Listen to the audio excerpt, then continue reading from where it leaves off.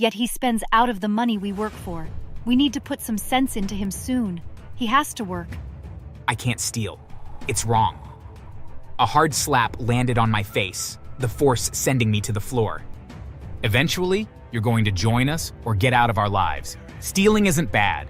We're just getting money the easy way, okay? You're so dumb. There's nothing bad about stealing.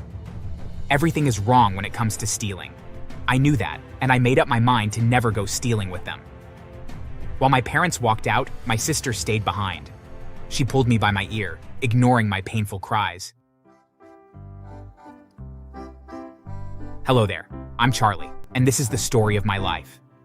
I grew up in a home where my parents didn't have a job, but we lived in a big house and had everything. Well, they had something they called a job, robbing and deceiving people. I had an older sister who always went with them. She hated me just as much as my parents did. One time at the public school I was attending, a classmate had pushed me roughly while calling me ugly. I fell badly, but I didn't fight back. I wasn't one to get violent, so I'd gone to make a report to the principal. The boy got punished, and I felt proud of myself for not fighting. However, my family thought otherwise. I can't believe my misfortune. How can I be the mother to this weakling? I feel even worse that you're my brother. How can I face them at school tomorrow? How can I listen to people talk about my brother getting beaten up and not fighting back?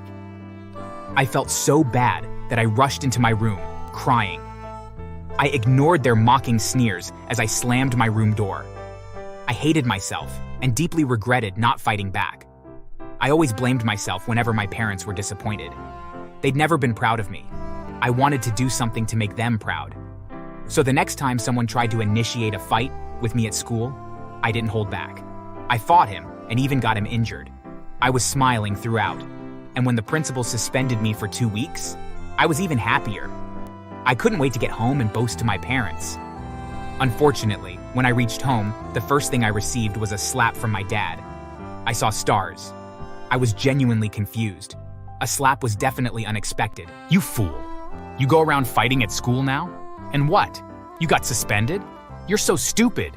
At least, you could have beaten him up sensibly. Getting yourself suspended over a fight is the stupidest thing I've ever heard. Well, what do you expect from a stupid person? Tears couldn't stop flowing out of my eyes. I felt so stupid. How on earth could I expect anything good from them? After the tongue lashing, I retired to my room. The next day, I woke up to see my family preparing for their usual outings.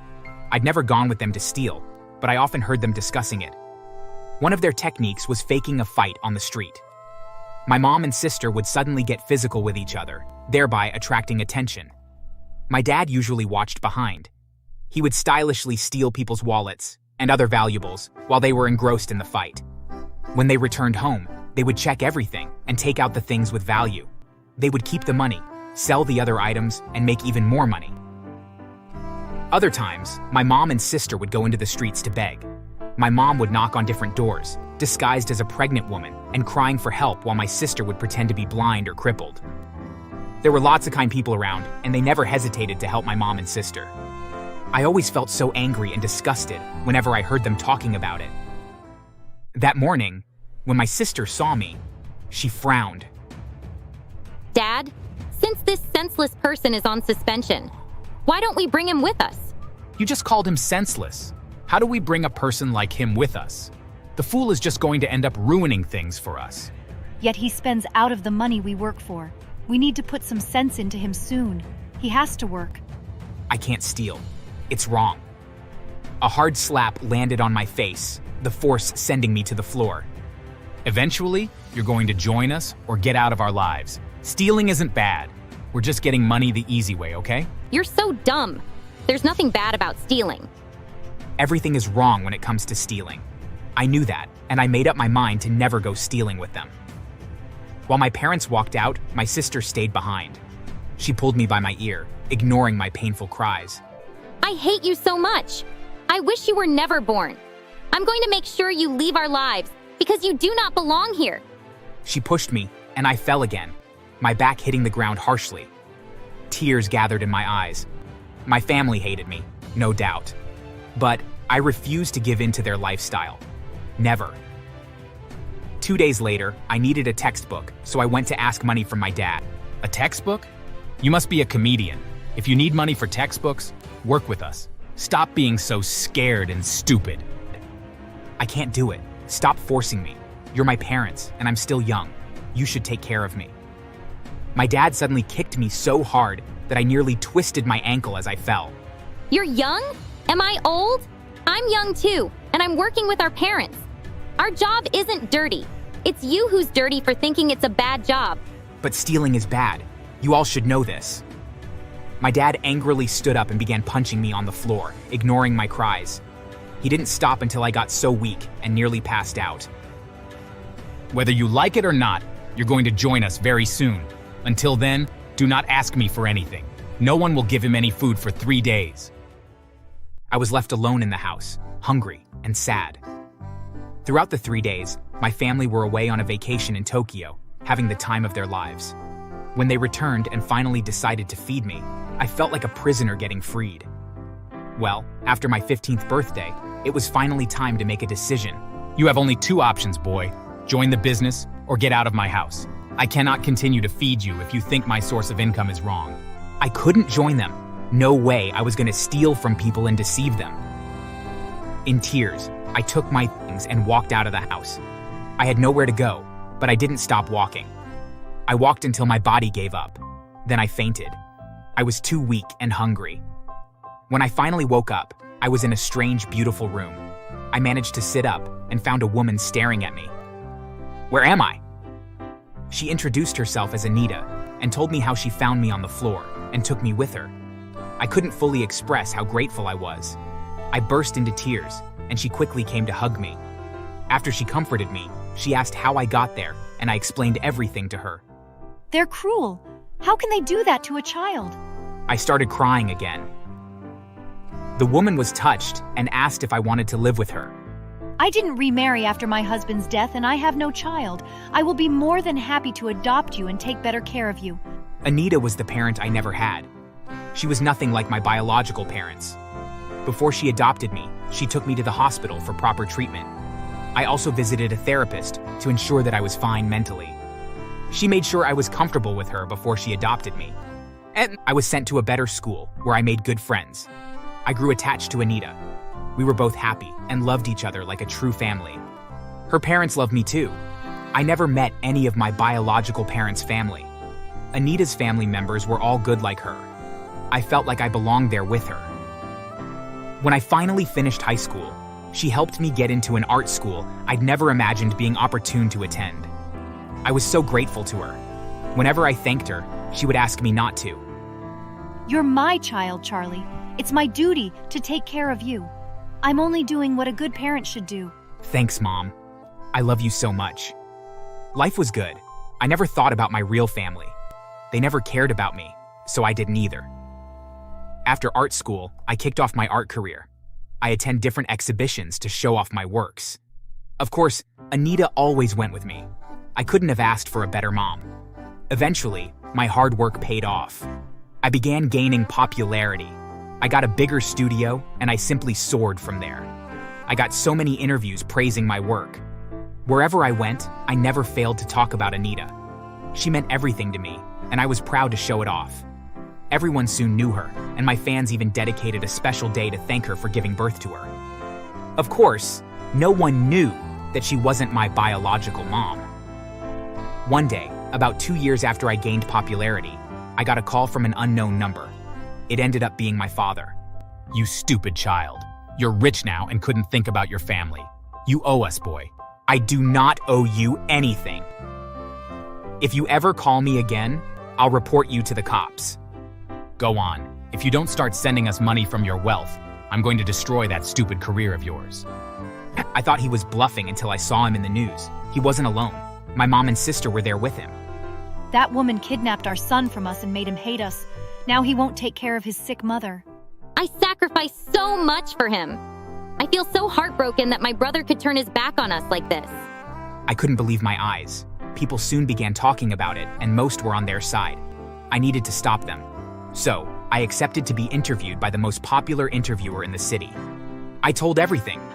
I told everyone how they tried to make me believe it was good to steal and deceive people. How they punished me and kicked me out when I refused to join them.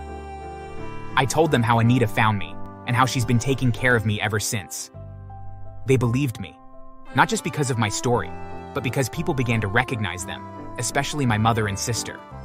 The love for Anita grew even more, and many people made videos apologizing to her and also thanking her for saving me.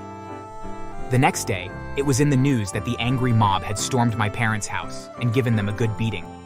They were also chased out of the vicinity without a single thing and warned to never show face there again. Afterward, the crowd took out their things. Valuables and money were stolen. The other things were burnt to ashes. My father never kept too much money at the bank. He always left his cash in bags, and those bags had been stolen by the angry mob, leaving him completely broke. They moved far away to an unknown place where they found a very small apartment. They tried to get jobs, but people refused to employ them since everyone knew from the interviews that they were thieves. Their lives were miserable. Unfortunately for them, someone in the new city pressed charges against them for stealing his items, and soon enough, many others followed. The police arrested all three of them and threw them behind bars. A popular publishing company contacted me to make a deal with me. They proposed a huge amount if I agreed to them publishing my story as a book. I would also be credited in it. Of course, I agreed. Anita smiled proudly at me on the day the book was officially released.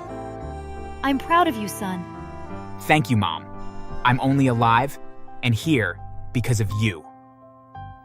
I'm so grateful. I love you so much, Mom. I love you too, boy. As long as I live, Anita will remain my precious and only mother. Thanks for watching.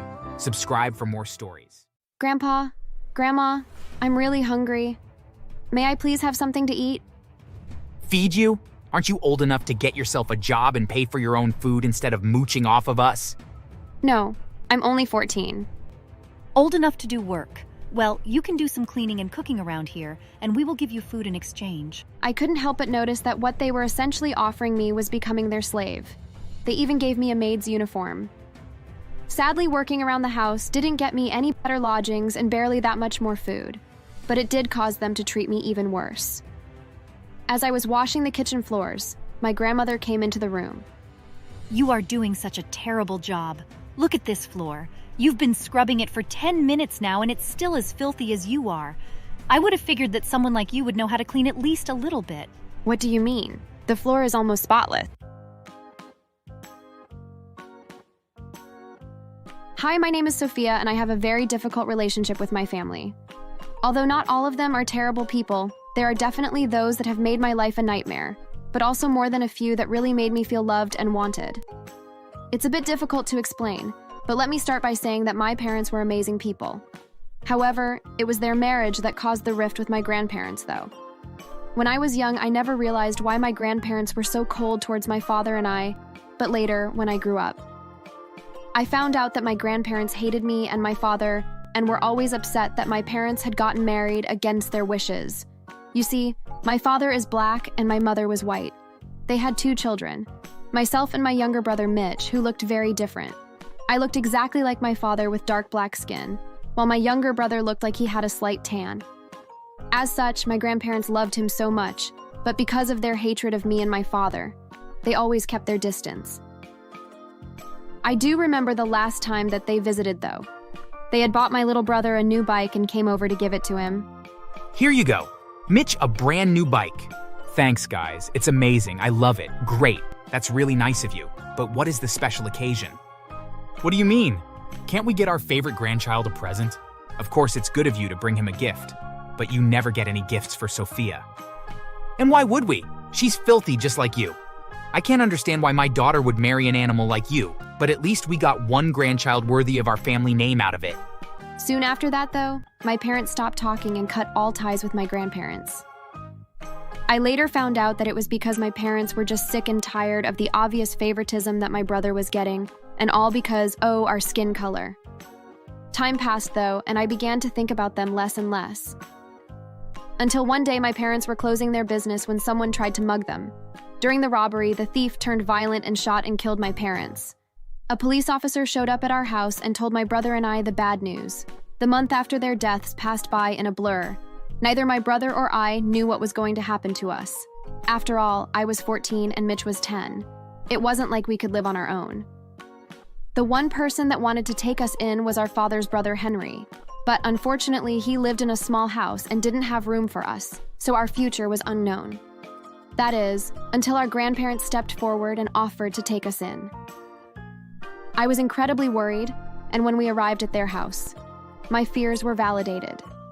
For starters, my room was barely more than a large closet, while Mitch's room was massive. 5 people could have slept in king-sized beds in his room. When it came to having meals, they never told me when they were making anything. Occasionally, I would find them eating and help myself to some food, but otherwise, I would go hungry. Grandpa, Grandma, I'm really hungry. May I please have something to eat? Feed you? Aren't you old enough to get yourself a job and pay for your own food instead of mooching off of us? No, I'm only 14. Old enough to do work. Well, you can do some cleaning and cooking around here, and we will give you food in exchange. I couldn't help but notice that what they were essentially offering me was becoming their slave. They even gave me a maid's uniform. Sadly, working around the house didn't get me any better lodgings and barely that much more food, but it did cause them to treat me even worse. As I was washing the kitchen floors, my grandmother came into the room. You are doing such a terrible job. Look at this floor. You've been scrubbing it for 10 minutes now, and it's still as filthy as you are. I would have figured that someone like you would know how to clean at least a little bit. What do you mean? The floor is almost spotless. She was, of course, not even looking at the floor, and she suddenly walked up behind me and shoved her foot hard into my back and caused me to collapse onto the bucket I was using, and causing it to spill out onto the floor. All my hard work was undone, and I was incredibly sore. Deep down, I knew that I couldn't say or doing anything and just cleaned up the mess that she had made. As she was walking away, I heard her mutter some racist phrases, but I doubt you would want me to repeat them. The next day, my grandfather barged into my room at 4 a.m. and threw a bucket of boiling hot water on me and then yelled at me. You lazy piece of crap. We give you food and a bed to sleep on, and you can't clean anything right. Your grandmother told me how you were disrespectful to her yesterday. I am leaving to go and visit friends shortly. And when I get back later this afternoon, you had better have the entire house clean and spotless, or else you regret being here. Just as before, I didn't dare say anything. But the moment he left, I cried until my eyes were dry and then got busy doing as I was told. Later, before my grandparents came home, though, I called my Uncle Henry and begged him to come and get me. I am so sorry, Sophia. But your grandparents legally are your guardians. I can't come there and take you, or else they'll have me arrested. But they are treating me like a slave and abusing me. I know, sweetheart. Don't worry, though. I'll give you money from time to time to keep you fed and such. Just keep calling me and let me know that you are all right. It's going to be okay. After that, my uncle would sneak me food and money to help me out. The next few years were terrible for me, and I barely felt like a member of the family. Mitch, however, was treated like a god and was given literally everything he ever asked for. It was absolutely enraging, but I bided my time. Finally, my 18th birthday came and passed, and of course, no one other than my Uncle Henry acknowledged it. However, my grandparents did tell Mitch some good news. Mitch, in 4 years, you will be 18, and we will of course cover your entire school career. How does that sound? I'm assuming that you won't be doing the same for that idiot Sophia, right? Who? Oh, you mean that abomination? No, of course not. She's just lucky we haven't kicked her out on the street. I chose to just smile because I knew that in a few days that I would be leaving and that I would never again have to deal with them again. And just as my uncle and I had planned. I did just that. I left in the middle of the night while everyone was asleep, and I never looked back. A few months later, my uncle helped me apply to get a better education so that I could later apply for law school, and while it was difficult, I worked hard and was accepted and eventually graduated and was hired by the government as a prosecutor. I mostly worked on cases where people owed money to the government, and it was my job to decide how severe the punishment would be. Then I would present it to a judge, and they would make a determination on my opinions if the people would be fined or if it was bad enough, if they would be sent to prison. I found that I was very good at this job, and I would work with those people that had merely fallen a bit behind on payments and get them back on track. While those people that were really breaking the law, I saw fit to get them the punishments they deserved. So when I saw my grandparents' names on a file in the system, I was filled with excitement. Of course, it would be a conflict of interest if I worked on their case as I was family, despite the fact that they didn't think of me as such. Looking into their file, I saw that they hadn't paid their taxes in over a decade and owed tens of thousands of dollars. Seeing this, I knew that there was a chance that my coworker would have the choice to fine them heavily or propose prison time. And so I went to talk to them, and after I told them who they were to me and what they had done to me, he asked how I wanted them to be punished, and I told him that I wanted him to justify giving them the absolute highest punishment possible, to which he laughed and promised that he would. A few weeks later, I got a phone call from them. Sophia, listen, we heard that you work for the government now. Listen, we are in a bit of a problem, and we need you to help us. Oh, you have got to be kidding me. You seriously have the nerve to ask me for help? Of course I do. We fed you, clothed you, and gave you a bed. You owe us a great deal. Plus, you fled from our home and made our neighbors look poorly at us. You ruined our reputation, and it has taken years to repair it. Oh, just shove that nonsense up your ass. You also treated me like a slave and abused me for no better reason than because you are racist idiots. Just so you know, I could have helped you, and I chose to, instead, ensure that you will suffer the worst punishment possible. If I were you, I would get used to the idea that you will be spending the rest of your miserable lives in prison, and even if you manage to live long enough to get out of prison, you'll be penniless if you do. And with that, I hung up the phone and blocked their number. I never actually did speak with them ever again, but I did keep track of them. Sure enough, they did end up going to prison, and prison was not kind to them. They spent over 10 years behind bars, and my grandfather passed away from a stroke while in prison. My grandmother did manage to live long enough, but once she was released, she was broken as a person and ended up living on the street. I was confused why my brother hadn't taken her in, but it turned out that he too was living on the street. He had become too dependent on our grandparents, and when they went to prison, he squandered what remained of their money after the government had taken what was owed to them. I have seen him and my grandmother a few times begging, but all I ever do is laugh at them. As far as I'm concerned, they got exactly what they deserve. Thanks for watching. Please like and subscribe.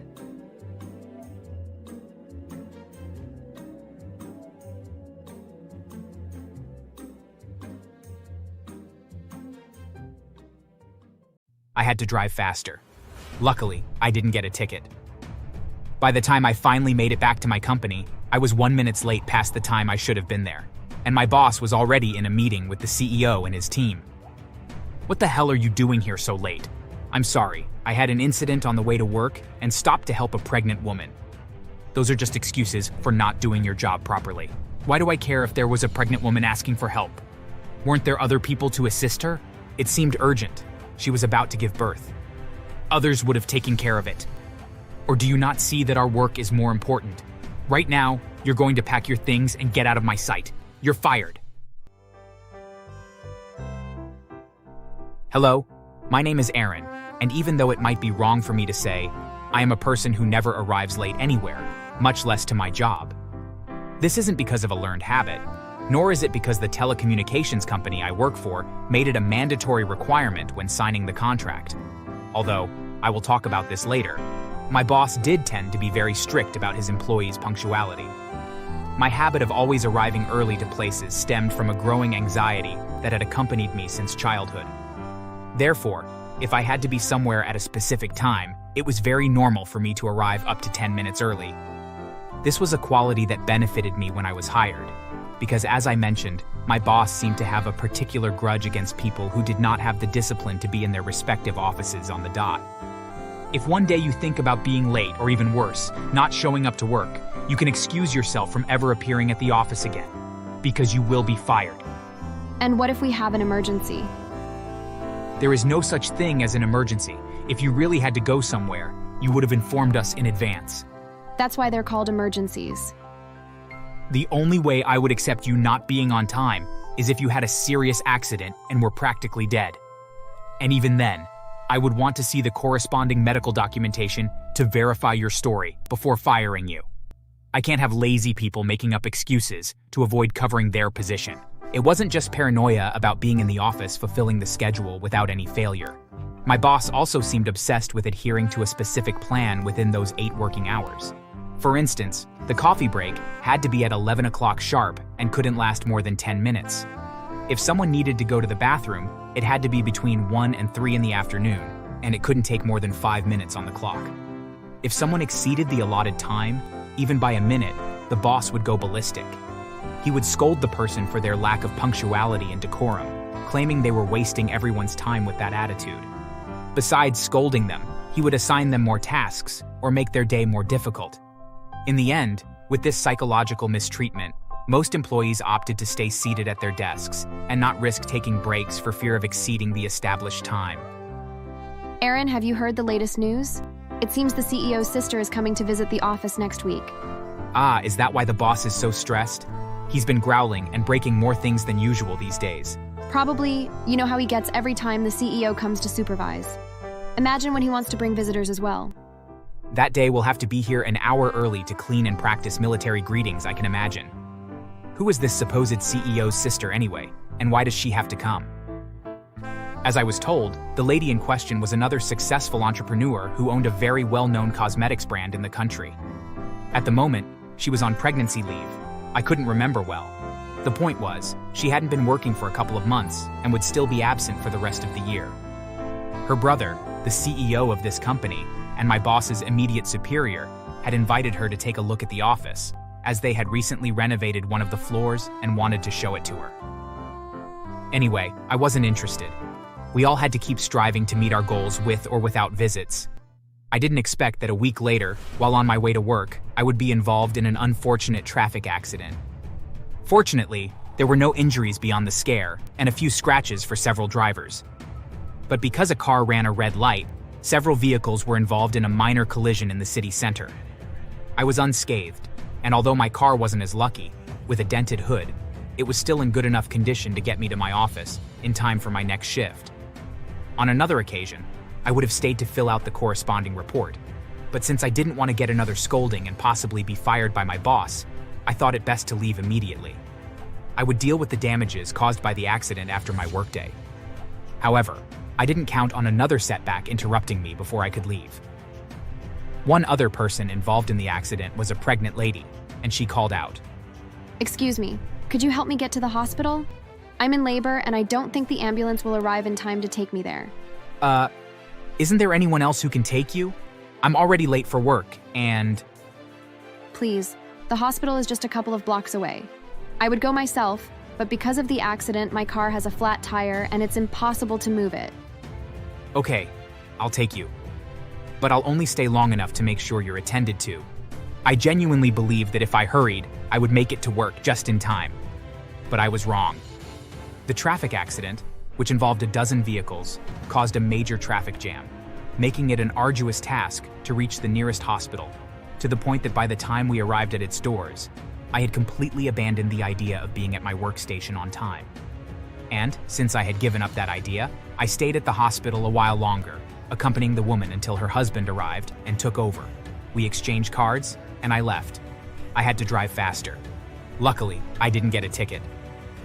By the time I finally made it back to my company, I was 1 minute late past the time I should have been there, and my boss was already in a meeting with the CEO and his team. What the hell are you doing here so late? I'm sorry, I had an incident on the way to work and stopped to help a pregnant woman. Those are just excuses for not doing your job properly. Why do I care if there was a pregnant woman asking for help? Weren't there other people to assist her? It seemed urgent. She was about to give birth. Others would have taken care of it. Or do you not see that our work is more important? Right now, you're going to pack your things and get out of my sight. You're fired. I wanted to protest because my boss had not only fired me unfairly, it was the first time I was late to my job, and for a completely reasonable reason. But he had also yelled at and humiliated me in front of more than 30 people who were there with him at the time. But I concluded that it wasn't worth it. Perhaps it was better to accept my dismissal and look for another job where I wouldn't have to put up with a toxic boss giving orders all the time. And yes, I ended up going to my office to collect my things and leave. I didn't expect that a few hours after I left, the CEO of the company would call me to his office to discuss a private matter that supposedly concerned me, even though I had already quit my job. You see, Natalie, the woman you helped get to the hospital, is my sister. She showed me your card when I went to visit her. How? That's quite a coincidence. It is. She was on leave from work due to her pregnancy, as the doctors said it was a high-risk pregnancy and recommended that she rest as much as possible. It's a good thing she found you during the traffic accident, because with the traffic and services overwhelmed, she probably wouldn't have made it to the hospital in time. I'm sure she would have found someone to help her. It was all a fortunate coincidence, and I'm glad it turned out well. Be that as it may, I've called you in to reward you for your good deed. Apparently, when my boss scolded me in front of everyone and fired me, the CEO had wanted to intervene to stop him from firing me. But he couldn't, because at that very moment, he was called by the hospital to inform him that his sister was admitted and he had to leave immediately. Now, a day after the incident, the CEO had called me to thank me for accompanying his sister, who could have died if I hadn't hurried to get her to the hospital when I did. And furthermore, the CEO wanted to rehire me at the company, only this time in a higher position. My boss would take my previous position, and I would take control of that part of the company, able to boss my former boss around as much as I wanted. Or, well, that should be the dream of any employee who suffered abuse from any superior.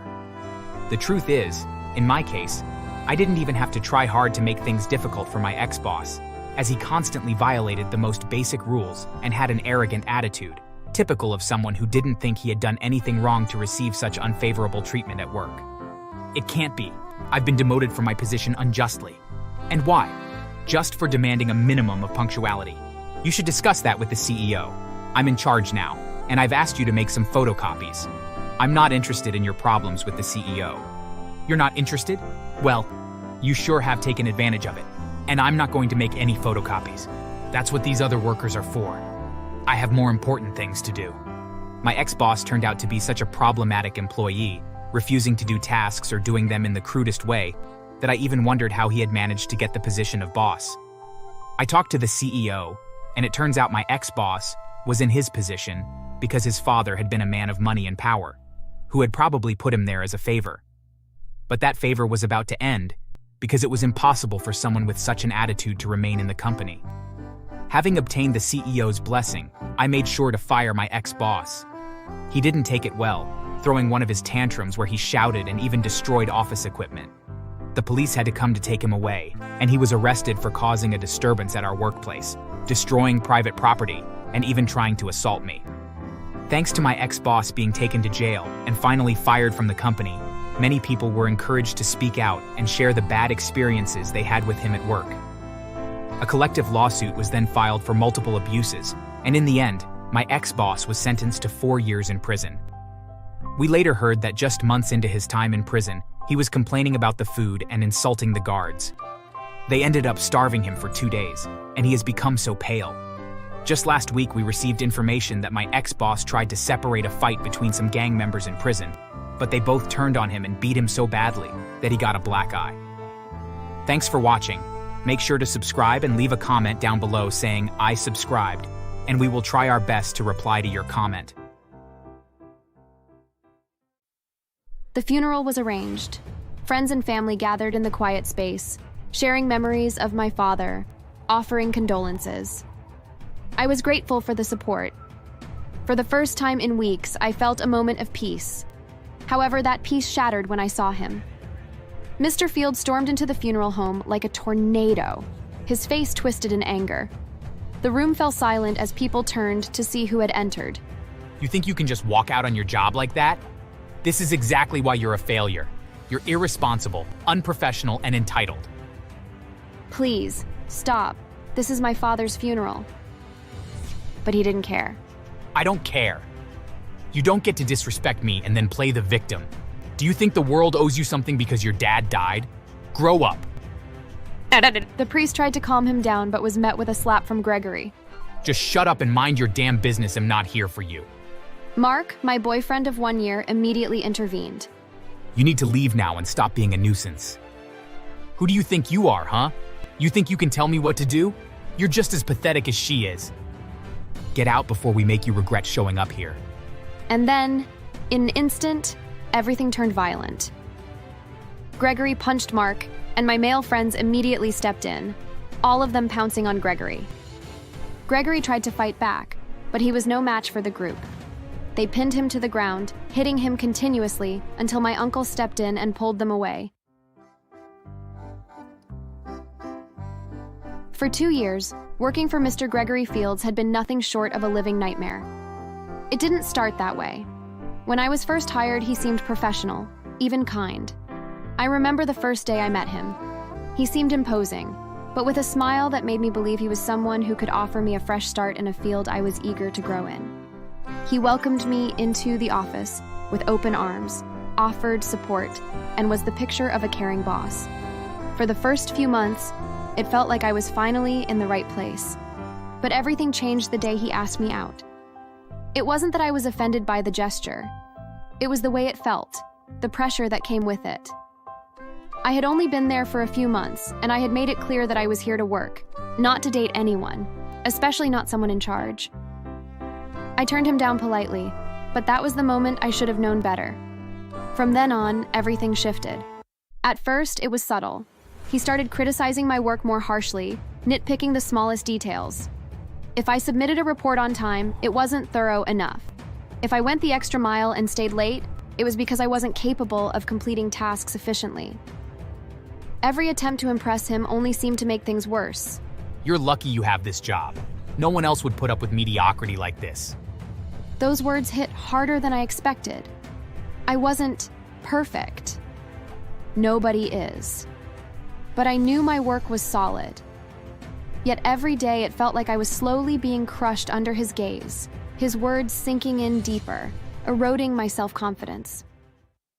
I tried not to let it show. I kept my head down and pushed forward, hoping that if I worked hard enough, it would get better. But no matter how much I gave, it was never enough.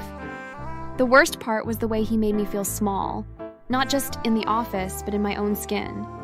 Every comment he made about my appearance or my personality felt like a calculated jab, designed to strip me of any sense of worth. It wasn't just professional anymore. It was personal, and it hurt more than I ever thought possible. Then, my world was thrown into chaos when my father fell ill. He had always been my rock, the one constant in my life, and to watch him slip away, bit by bit, tore me apart. I asked for time off to take care of him, just a week, but Mr. Fields' response was as cold and unfeeling as ever. Do I look like a charity? This is a business, not your personal support system. I was stunned, too shocked to even reply. But I had no choice. I couldn't afford to lose my job, not with the medical bills piling up and my father needing constant care. So I hired a caretaker to watch over him, someone I thought I could trust. But it wasn't enough. Slowly, I began to notice signs of neglect. My father was growing weaker, his room becoming messier, his medications being given late or missed altogether. It broke my heart to realize that the one thing I could control was slipping through my fingers.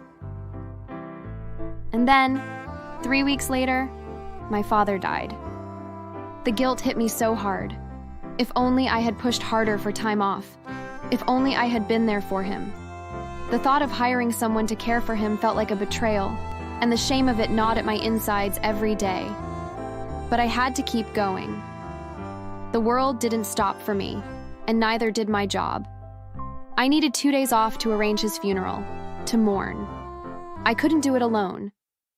When I went to Gregory again, the response was exactly what I expected. 2 days? Didn't I just give you time for something recently? That was for a doctor's appointment. This is my father's funeral. Please, just 2 days.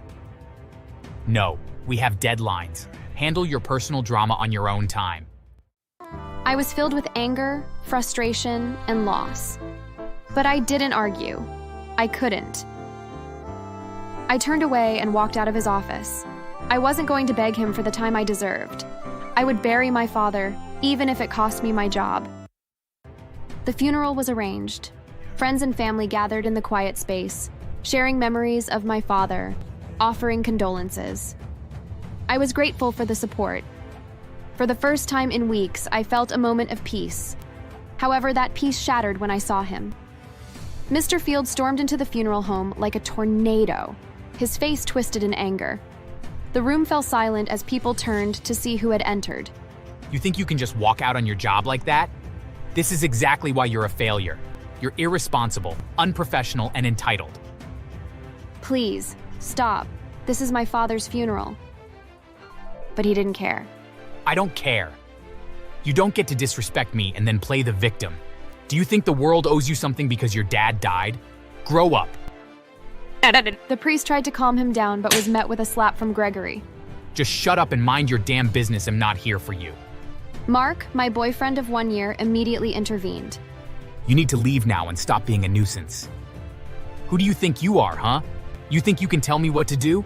You're just as pathetic as she is. Get out before we make you regret showing up here. And then, in an instant, everything turned violent. Gregory punched Mark, and my male friends immediately stepped in, all of them pouncing on Gregory. Gregory tried to fight back, but he was no match for the group.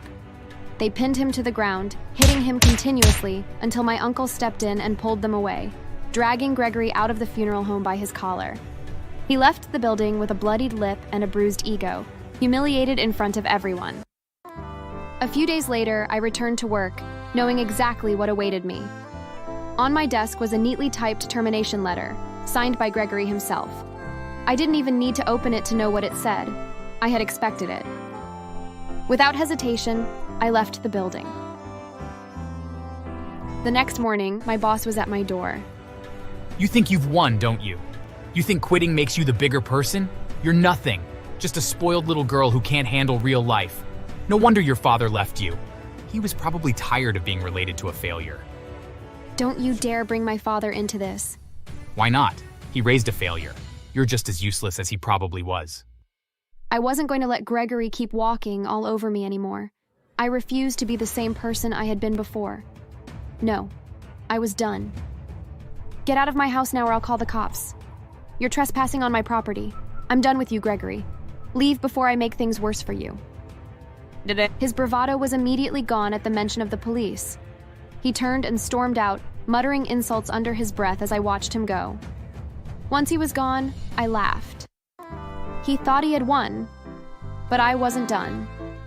Not by a long shot. I knew I had to act quickly. Gregory had crossed a line, and I wasn't about to let him get away with it any longer. I rushed to grab my laptop and logged into the company system. I didn't waste a second, pulling up all the files I needed. Emails, messages, financial reports, everything that would expose his twisted empire. It didn't take long to dig up what I needed. He had been running shady deals with offshore accounts, falsifying records, and forcing employees into doing things they weren't comfortable with. All of it was there. Once I had everything, I didn't hesitate. I called the police. I've got evidence of fraud, abuse, and more. You need to investigate Gregory Fields and his company. The cops invited me over, and I submitted the evidence I had. It wasn't until 2 days later before the cops informed me that they'd found Gregory guilty of all crimes, and even more. They were going to arrest him that day. I immediately called a friend who was quite popular in the media scene and asked her to spread the news. They all needed to be there to capture his defeat. I saw it on the news first, the headline being, Gregory Fields arrested for fraud and unlawful labor practices. I smiled. It was happening. I sat patiently, waiting for when they'd show him leaving his company while handcuffed. Within minutes, I was smiling and watching the footage as Gregory was let out, handcuffed. The reporters shouted questions at him, but he remained silent, his pride clearly wounded. It felt so good, watching him being dragged away, his reputation shattered in front of the world. This was the moment I'd been waiting for, the moment he would finally face the consequences of everything he'd put me and so many others through. The story broke across every news channel. Social media lit up with people sharing their own experiences with Gregory Fields. The comments rolled in fast and furious. People who had been too afraid to speak up now had their voices heard. Stories flooded the internet. Employees he had harassed, customers he had scammed, small businesses he had ruined. They all came forward, sharing their encounters with the man who thought he was untouchable. By the end of the day, Gregory's name was a joke, a symbol of greed and cruelty. People posted memes, calling him everything from a fraudster to a criminal mastermind. I couldn't deny how excited seeing all of that made me feel. it was more than just a victory for me. It was for everyone he had ever hurt. It was for the silent voices who hadn't been able to stand up until now. Gregory Fields was found guilty of so many charges at the court hearing. I made sure I was there and that he saw me in the front seat. I could see how angry he was, but there was nothing he could do to me. His properties ended up getting seized and his company was shut down. The world saw him for who he really was. He was no longer the powerful man who had tormented me. He was a disgraced criminal, and now it was my turn to rise. Later, I found out that Gregory's company was dismantled, his empire destroyed. The police investigation uncovered the full extent of his crimes, from tax evasion to forced labor. His punishment was just perfect. He was sentenced to 20 years in prison, and that was just the beginning of his downfall. In the meantime, I had made my decision. I was going to make sure Gregory's name was erased from the world of business. I started my own company, a fashion design brand, which was something I'd always dreamed of doing. The support I received from people online was overwhelming. My brand grew fast, and as it flourished, I found myself thinking less about Gregory. He was a chapter in my life that was now closed. But a year later, I heard something I couldn't ignore. Gregory had been transferred from his previous prison after a series of violent attacks by other inmates. Within just a few months, 3 attempts to assault him had been made after the inmates learned about how he used to bully his employees. He was eventually moved to a different prison, where he got into a fight with some inmates and was beaten so severely that he lost one eye. Thanks for watching. Make sure to subscribe and leave a comment below saying, "I subscribed." And we all will do our best to reply to your comment. And then they took the handcuffs off and apologized. Hey, listen, we're really sorry, but we were told that someone who had a gun was stealing packages, and we were worried that you would pull the weapon out if we didn't act quickly. Yeah, well, that's a pretty lousy excuse. But aside from being humiliated and harassed, no harm was done. Who called the report in? We aren't allowed to say, but it was a neighbor of yours. Just then, I looked over at my neighbor's house and saw her staring through her front window at us with a cruel grin on her face. However, when the police left without me, the smile faded and turned into a frown.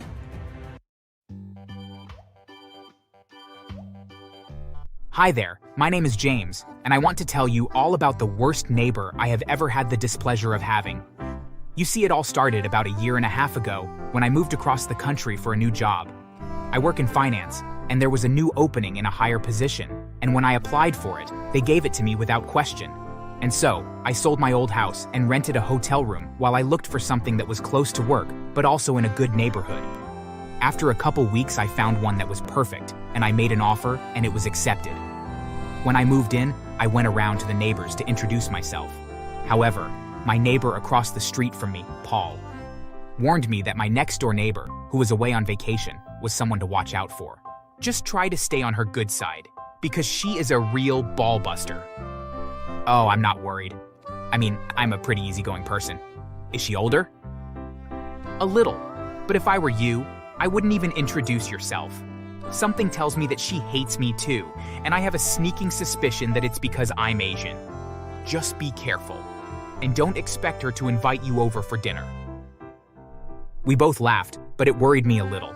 After all, as a black man, I had encountered people like her more than once, and the last thing I needed was to have a racist neighbor. But then I realized that it really didn't matter whether she liked me or not. At the end of the day, we were neighbors, and we didn't really have to socialize if she didn't want to. A week passed, and as I was getting ready for work early one morning, I noticed that a car was in the driveway next door, which meant that my neighbor was back from vacation. It was way too early for me to go over and say hello, so I just got into my car and went to work.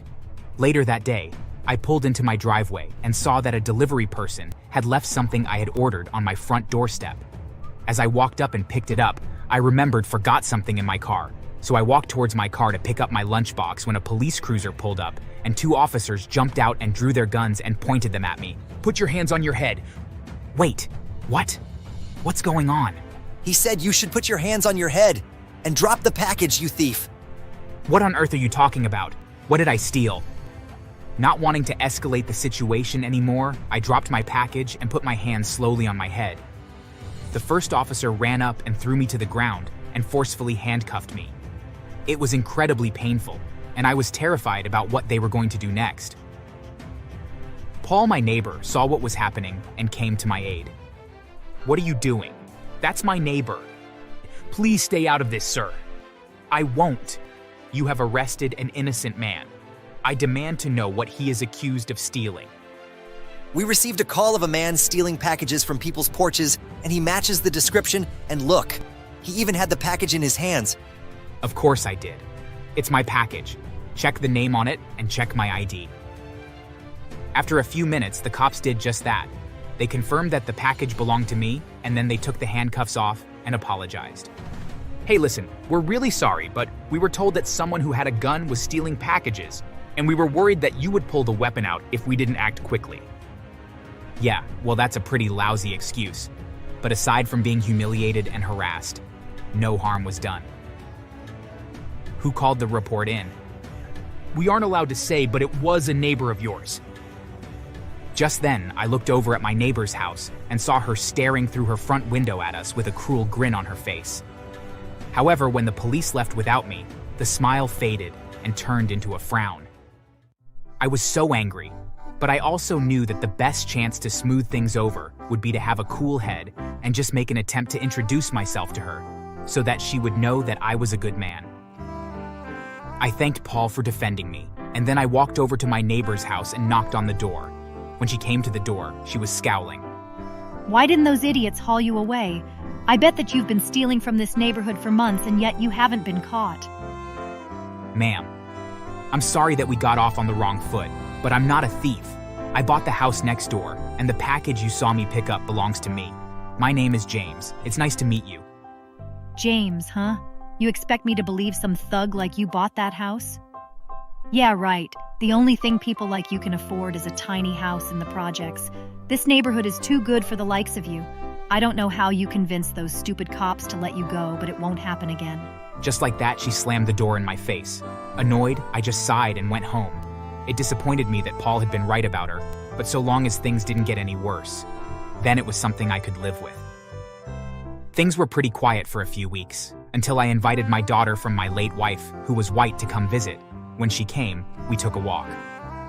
On our way back, I stopped briefly to take a photo of us, when suddenly the same cop car pulled up. "Hey man, listen, we're really sorry to do this, but we've received a complaint that you kidnapped this girl and that you are holding her against her will." Are you serious? This is my dad. Let me guess. It was Karen that called it in, right? I'm sorry, sir, but we can't confirm that. "I'm sorry, but I have to ask. Have you been kidnapped by this man?" No, he did not kidnap me. This is so stupid. And just like that, the cops let us go. I was so annoyed when I finally got home. I knew that this woman was not going to give it a rest until I moved away, but that was the last thing that I planned on doing. She wanted to make my life a living hell. Well, two could play that game. Later that night, I signed her up for as many mailing lists as I possibly could. She began to receive flyers for sex toys and adult websites, along with flyers for every retirement home and assisted living home in the area. Her mailbox was practically bursting from all the flyers that she was getting. As if that wasn't bad enough, I started ordering takeout delivered to her house. It made me so happy to see her arguing with the delivery drivers, denying the orders. Every time she would get into a screaming match with one of them, I would laugh until I almost peed myself. But I wasn't done. I then used a picture of her and signed her up for a couple social media buy and sell sites. Then I posted that she was selling iPhones for only $10, and I listed her real phone number and address, along with several other posts suggesting she was selling sexual favors as well. Judging by the amount of cars that began showing up at her house, I can only assume that the ads got a lot of attention. However, I still wasn't done. I suspected that she knew that I was the one causing her so much problems, and even though the police would come to her house almost every few days, but they never came to visit me, which to me meant they didn't have enough evidence to prove that it was me. But then I came up with a brilliant idea. I waited until she went away for a weekend, and then I bought a bunch of vinegar, and using a powerful water gun filled with the vinegar, and around 1 a.m. when no one would see, I drew the word racist on her front lawn in 4-foot-tall letters. The vinegar burned and killed the grass and carved the word onto her front lawn. Of course, the grass would eventually grow back, but for a long time, the word haunted her until it did. However, a few days after she came home, a for sale sign appeared on her front lawn, and within a few months it was sold, and Karen moved away. On that day, Paul and I sat on my front lawn in lawn chairs and drank lemonade as she packed up her belongings and left. Her face was beet red, and she grew more and more angry every time she looked in our direction. Honestly, I was surprised that she would eventually move away, rather than try to force me to. It was such a relief. After she left, everyone in the neighborhood was very excited and thrilled that she was no longer living among them.